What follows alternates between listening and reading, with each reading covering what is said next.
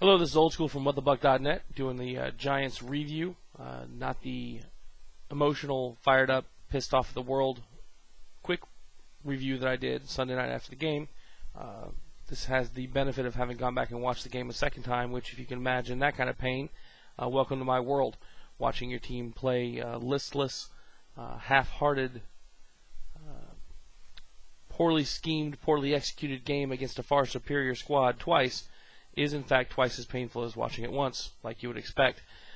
Statistics, normally I try and go through statistics and talk about those things, but there's not a lot that's telling in this particular set, except for that we got our asses whipped pretty much in every aspect of the football game.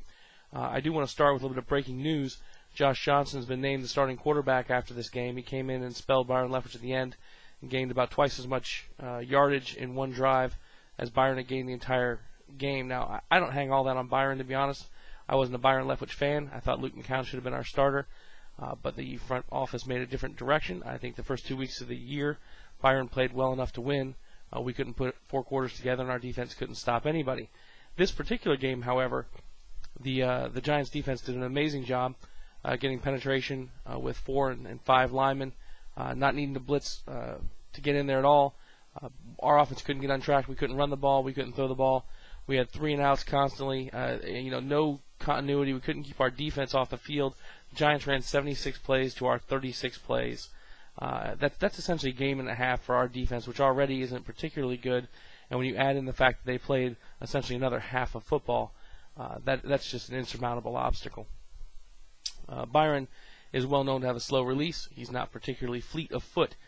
And those two things combined to allow the Giants to be able to jump all over everything he was trying to do in the game Sunday. Josh Johnson, when he comes in, adds a different dimension. He is a very quick quarterback. I believe it was a 4.5 40 coming out of college at the combine. Also had a very good long jump. He's a strong athlete, smart player.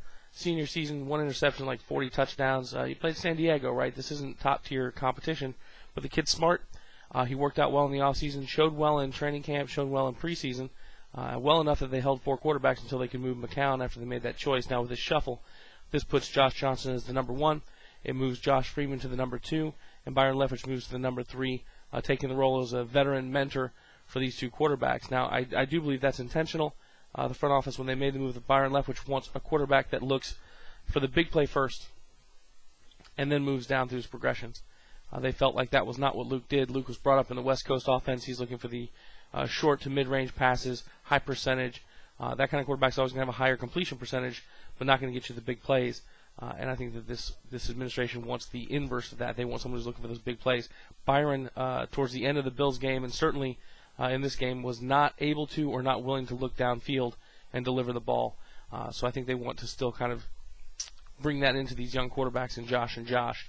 There's a lot of fervor around here because Coach Morris had come out and made the comment that he thought about Josh Johnson as his Jason Garrett, sort of the lifelong backup. And that's, of course, gotten a lot of play down here with the local media.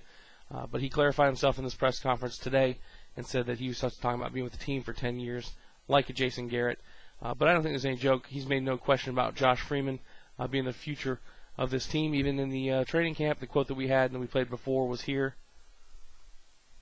Of course, I'm going to have to screw with my audio settings because audio settings are always a joke, seemingly in Windows. We'll see if we can get that going here. I'll drop that audio for you. We'll continue to evaluate until Josh Freeman is ready to become our prototypical franchise quarterback. Yeah, so, I mean, this is a known quantity. Come next year, Josh Freeman's going to be the quarterback in Tampa. The only question is what happens with Josh Johnson. If he comes in here and plays well, does that mean anything for him? Does it mean anything for the Bucs? And to be honest, that's all like third-level speculation here. Now, for this game, like I said, on the field there was nothing to even discuss. We ended up with 5 first downs total against 27. You look at the other stats: 226 rushing yards for the Giants to 28 for us, 171 yards in the air to 58. If we ever dared to blitz, Eli Manning simply read the blitz and threw to the hot receiver in that area. There was nothing whatsoever that we could do. The defense did get a couple 3-and-outs. The only upside was that it was only 14-0 going into the half, given how poorly we played. That was a win. If we could have come out just like last week in Buffalo, if we could have come out after halftime and actually done something on offense, then we could have gotten right back in the game. We got the kick. We could have gone down there and scored. It's a 14-7 game. All of a sudden, you get some momentum. Momentum is contagious, even in that kind of heat, and it could have been a different ball game, but we couldn't do that. The Giants outplayed us. Now, in the press conference after the game, I was actually repulsed by how much Raheem gave credit to the Giants, and it's not to say we shouldn't give credit to him, but this is the National Football League. All these teams are on equal footing, and though the Giants may have more talent at skill positions, by God, you shouldn't get out there and get your ass whipped the way we did.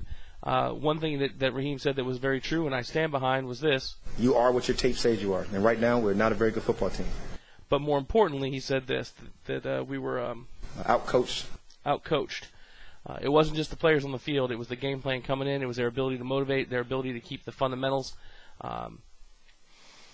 Every tackle we made was falling backwards. We had 2 quarterback hurries the entire game on 76 plays.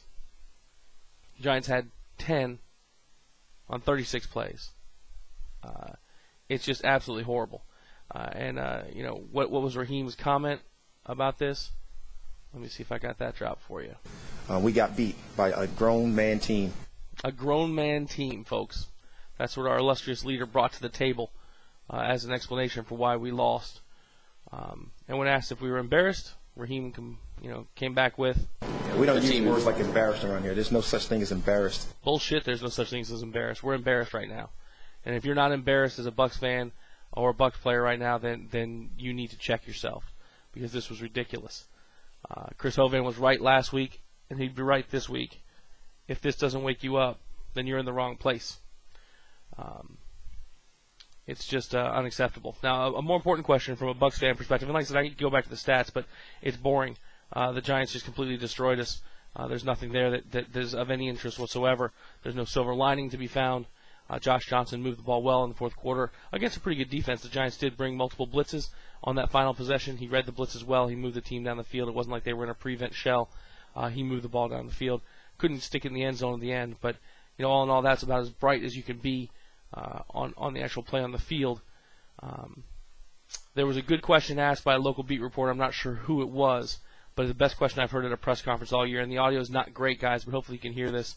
He essentially is asking, how in the NFL, when you field a team, can you not get a first down in a half of football? How do you go over an entire half without getting a first down in an NFL game? And Raheem just yammered on with the same stuff like this. They were the better team today, clearly. Wasn't even close. So, folks, Buc Land is unhappy right now. We got to come back and see what we can do against the Redskins. We got a new quarterback. Hopefully the team will rally around him. We'll right the ship a little bit. But I expect there'll be more changes this week. I expect to see a lot more rotation. I expect to see some shuffles on the defensive line. We've got to generate some pass rush out of those front four. If it's not the front four we got now, then by God, we better get the front four that can do it. Crowder looks like he's got a little bit of energy. Let's see him get in there. But right now, the boys aren't getting it done. Roy Miller had his worst game so far, but he's a rookie. You got to give him a little bit of leeway. But all in all, just a piss-poor effort all across the board. People are giving Barrett Roode credit for 14 tackles.